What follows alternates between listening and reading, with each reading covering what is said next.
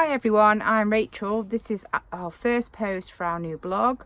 What I'm going to do is give you a little bit of a tour around our growing space, just to give you an idea a bit about the history that we've had with growing veg and various plots on Granville Park allotments. So this is plot 4. It wasn't the first plot that we took on. We originally had plot 9, the back half of plot 9, but this full plot came up. When we first started working on this plot, it was really quite a mess. It hadn't been cultivated for a very long period of time, probably 5+ years, and it was full of every single type of perennial weed you can ever imagine. So one of the first things we did was put in a seating area. So this has evolved over time. So now we've got quite a nice little setup with our summer house. We've got a pergola with some plants for a little bit of shade. Obviously the shed is for storage. We've also got a little picnic bench area and seating area that we can sit in the sun, and a nice sun lounger. Obviously we didn't originally start with that. One of the first things that we did was try and level this area at the back because it was a big mountain of compost, and we put the pergola in and the small shed. So on plot 4, what we've got is a series of raised beds. Again, these have changed over the years. The majority of them are this sort of size, which is 10 by 4. And then we've got an area in the middle that's a little bit higgledy-piggledy really, with random sizes just to fit in the space that we've got. So this apple tree is a Bramley apple tree.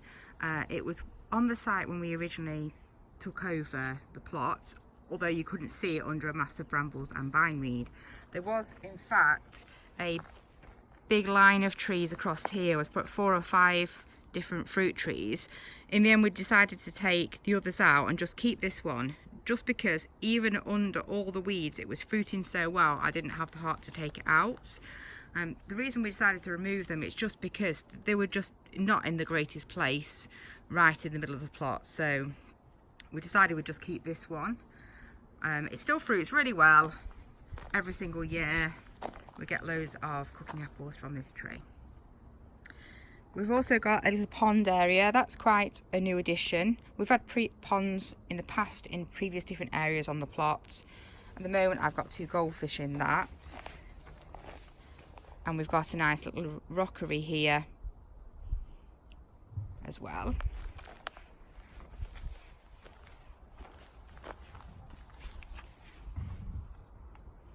We've also got a bird feeding table with like an insert box as well here. So this middle area we tend to use for growing crops. We've also put this lavender hedge in to attract some bees, and we have a big area here that has dahlias. Unfortunately they're not doing that well this year. Normally I just leave them in when they come up, but quite a few of these I think just got slugged and didn't like the cold weather. So we've got one there that's still very tiny even though it's July, and again another one on the end. So I'm not sure really what's going to come of those. I'm just leaving them for now. We've got an area we have raspberries here, which I also tend to put quite a few flowers around. So we've got some climbing plants, some hanging baskets as well.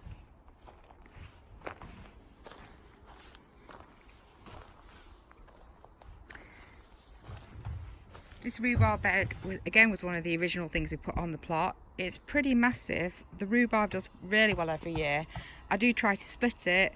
I'm not sure it would be that easy to even get the roots out, to be honest. So I think we're stuck with this big area of rhubarb. So we've got some more beds of planting here. That's asparagus. And then this is, I'd say, the main area that we tend to plant. So this is the 10 by 4 beds. So they're raised beds. We now grow completely by no dig. That was probably a change over the last 3 to 4 years. It's probably about 14-15 years ago we got the plot, so we did previously dig this. I would never say that we double dug it. We did originally, you know, get down to have to clear sort of the weeds out, but we more really sort of titivated the surface, I say, rather than actually true digging in double digging sense. But now we don't dig at all, we just top with compost or rotted horse manure. So again, these are all raised beds that I've got crops in at the moment. We've got a carrots bed there, which we made out of some old boards that were previously used as part of our allotment open day.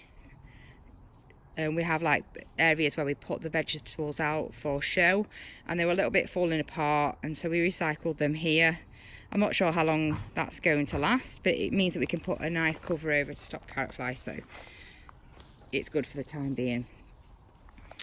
At the end we have these smaller beds that are 3 by 6, and what I tend to do here is always have some sweet peas and rotate that round. And then we originally started by using these to trial different veg, like varieties really, to see whether we wanted to grow them in larger quantities.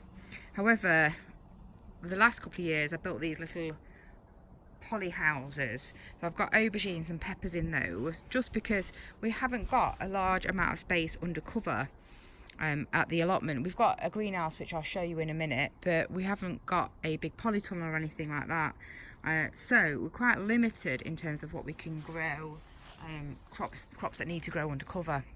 So we've built quite a few of these little houses, so they don't look amazing, but they do the job. So you can see I've got some peppers in that one.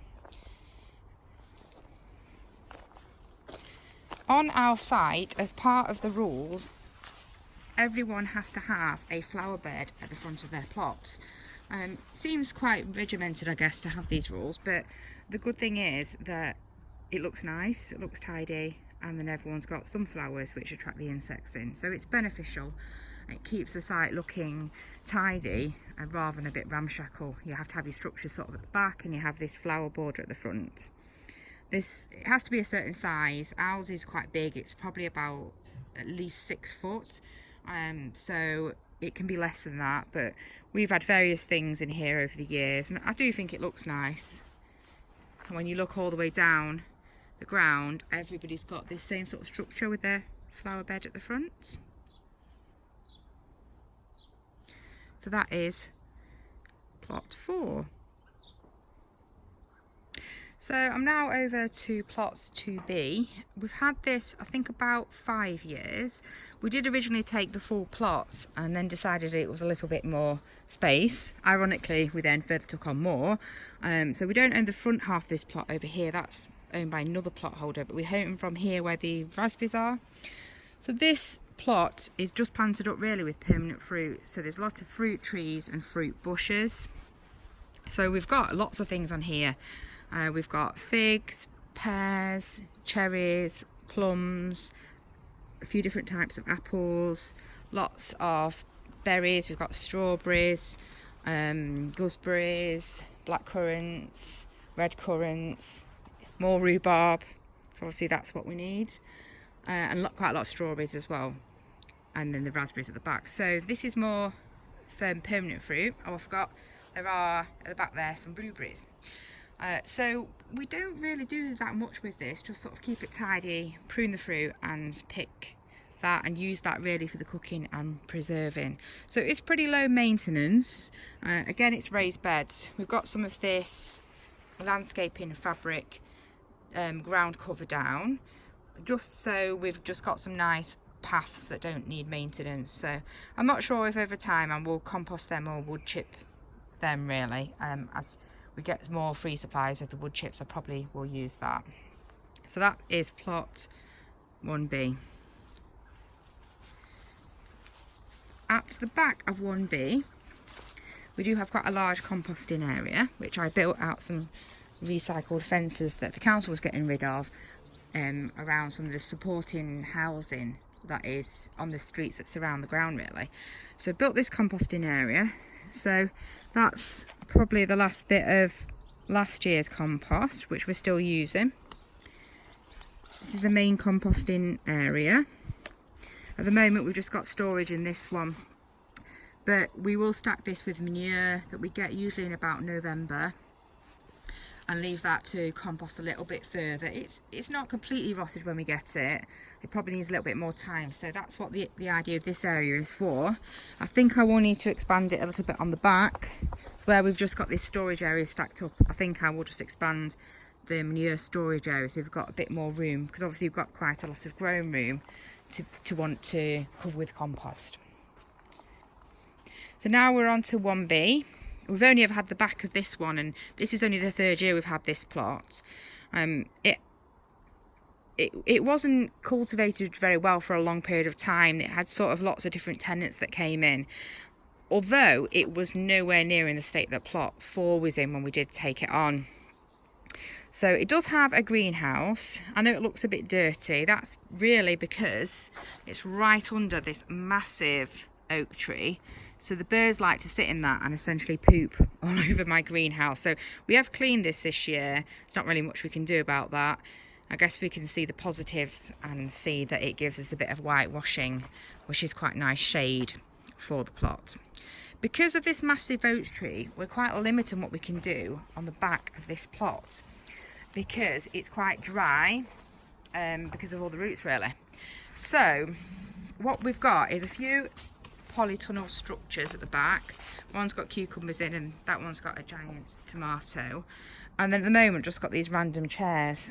So we're not sure what we're going to be doing with this in the long term. Hopefully it creates a little bit more undercover space, maybe extend the greenhouse for example, if we can. There's restrictions on the site about the size of structures you can have, so obviously we've got to look into that and get permission for what we can do. But we are really quite limited because we've got this whole area here, which is a reasonably big area, but ultimately you can't really grow in it. We've tried a few things over the years, it just doesn't really happen. So on this plot what we've got is an established flower border. I mean, some of this was here when we took it on. I mean, at one time it was very beautiful plot, but obviously it was left a bit for quite a few years. So what I've done over the last couple of years is try to introduce a few more plants at the front and remove some of these bigger shrubs. Knowledge about flowering shrubs and perennials is not really my area, so I would look for any advice really about how to deal with this area and try and get those shrubs under control. I did prune down and dig out quite a few of the shrubs last year. I think what I'm going to do is dig a few more out, really, some of these bigger shrubs over here, and just go for a more like flowering perennial, smaller, like country cottage style border, I think, in the long term. So I've put various plants in here which look really nice. This is from my mum. This is a few of the plants that we got from your garden. So you can look, they are actually doing really good.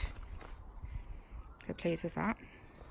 We have another little pond area around here, and then the herb section at the back, which I just let flower because it's really more for the pollinators. Then what we've got is 3 main beds. Again, these are no dig with wood chip paths.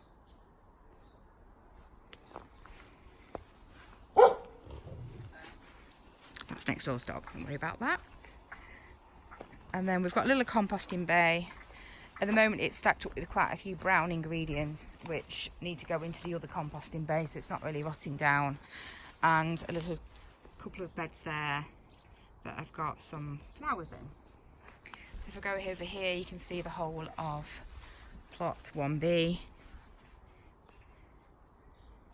with the greenhouse at the back. So I'm back again to my resting point. I'm under my pergola. So hopefully that gave everyone an idea about our growing space.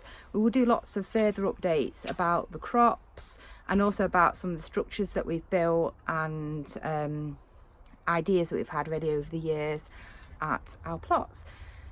So see you all again soon. Bye.